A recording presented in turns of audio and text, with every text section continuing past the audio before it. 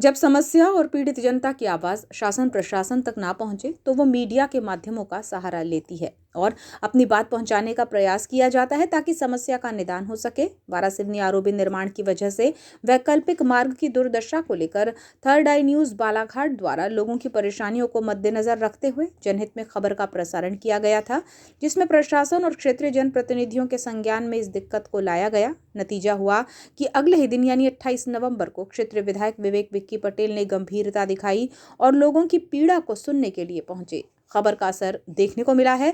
साथ ही उन्होंने अधिकारियों को निर्देशित भी किया कि यहां से भारी वाहनों की आवाजाही होने से मार्ग खस्ताहाल हो रहा था और दुर्घटनाओं की आशंका थी। इसके लिए त्वरित उपाय किए जाएं। वारासिवनी में रेलवे ओवरब्रिज निर्माण की वजह से आवाजाही में दिक्कतें ना हो, इसलिए प्रशासन द्वारा निर्माण एजेंसी को वैकल्पिक मार्ग को सुधारने और आवाजाही को सुगम बनाने के निर्देश दिए गए थे, लेकिन निर्माण एजेंसी द्वारा वैकल्पिक मार्ग को लेकर ढिलाई बरती गई। वारा पंचायत के सामने से नेवरगांव लालबर्रा पहुंच मार्ग को बेहतर किया गया, लेकिन वारा से शिवधाम मोहल्ला होते हुए वारासिवनी की ओर आने वाले रास्ते पर ध्यान नहीं दिया गया। यही वजह रही कि यहाँ पर भारी वाहनों की आवाजाही बनी हुई है और दिन भर में जाम की स्थिति बनती है। साथ ही दुर्घटनाओं का भय भी स्थानीय लोगों को सता रहा है, जिसे लेकर उन्होंने अपनी बात रखी थी, जिसे थर्ड आई न्यूज़ द्वारा प्रमुखता से उठाते हुए समस्या पर प्रशासन का ध्यानाकर्षण कराया गया था। इसे लेकर वारासिवनी विधायक विवेक विक्की पटेल ने अगले ही दिन मौके पर पहुंचकर मार्ग का निरीक्षण किया और लोगों से चर्चा की। 28 नवंबर की सुबह विधायक विवेक विक्की पटेल द्वारा सेतु विभाग कार्यपालन यंत्री अर्जुन सनोडिया के साथ आरओबी कार्य का निरीक्षण किया और वैकल्पिक मार्ग की स्थिति का जायजा लेते हुए इसमें त्वरित रूप से उपाय करते हुए इसे ठीक कराए जाने के लिए निर्देशित किया। विधायक ने चर्चा में बताया कि शिवधाम मोहल्ला से बालाघाट की दिशा में वैकल्पिक मार्ग से आवाजाही हो रही है। देखा जा रहा है कि यहाँ की सड़क अत्यधिक खराब हो चुकी है, लोगों की शिकायतें भी आ रही थी, जिसे लेकर निरीक्षण किया गया और शाम को अधिकारियों का दल यहाँ पहुंचकर जायजा लेगा, जिसके बाद सुधार कार्य करवाने के लिए कहा गया है। ये महत्वपूर्ण मार्ग है और इसे लेकर हमारी गंभीरता बनी हुई है। इसका मतलब यहाँ पे खबर प्रकाशित की गई थी सड़क खराब है, इस पे आप क्या कहना चाहेंगे?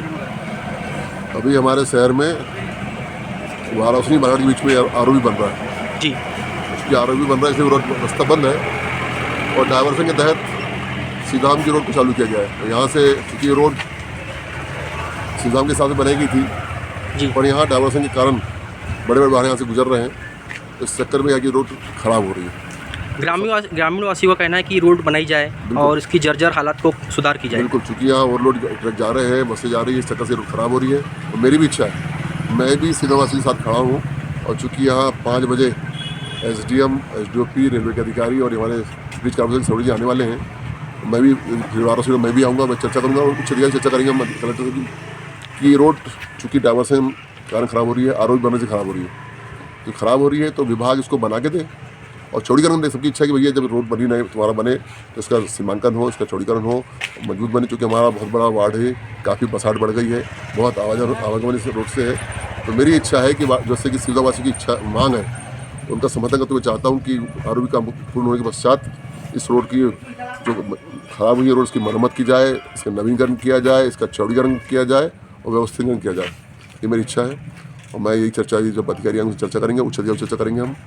चर्चा में सेतु संभाग विभाग के कार्यपालन यंत्री अर्जुन सनोडिया ने बताया कि निर्माण एजेंसी की जवाबदेही थी कि पहले अप्रोच मार्ग को सुधारा जाए। इससे संबंधित विभाग से पत्राचार किया गया और शासन से राशि आवंटन के लिए मांग रखी जाएगी ताकि वैकल्पिक मार्ग को सुधारा जा सके, जिससे कि आरओबी निर्माण होते तक आवाजाही ठीक तरह से हो।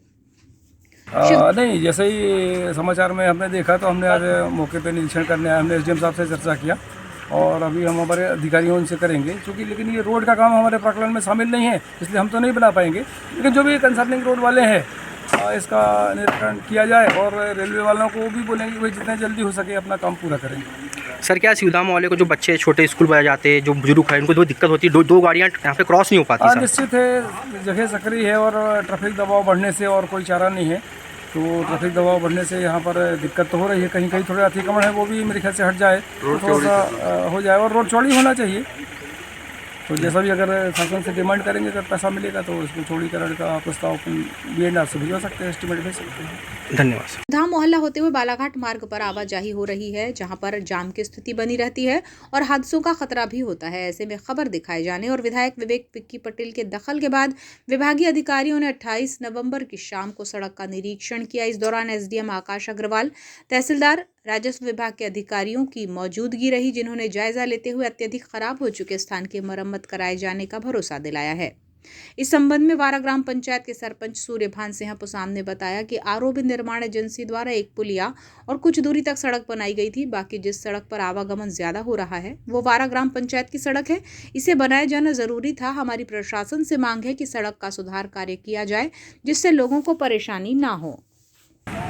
जर्जर सड़क तो पहले नहीं थी, अभी जब ये वारा में रेलवे का जो ओवरब्रिज बन रहा है, इससे शासन ने शिवधाम से बालाघाट मार्ग में निकलने के लिए जो व्यवस्था बनाई थी, उस वजह से क्या है कि वो रोड कहीं कहीं बहुत ज़्यादा डैमेज हो गया है।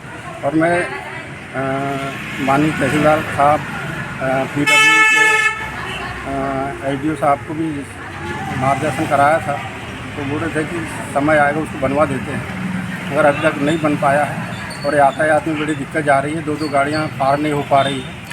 ठेकेदार के माध्यम से एक पुलिया बना है नहर के ऊपर में आने जाने के लिए, और कुछ 200-300 मीटर जहाँ रोडें बनी की नहीं थी वहाँ उन लोगों ने बनवा है। बाकी पूरा जो है ग्राम पंचायत के द्वारा बना हुआ था, वही रोड से आना जाना कर रहे थे।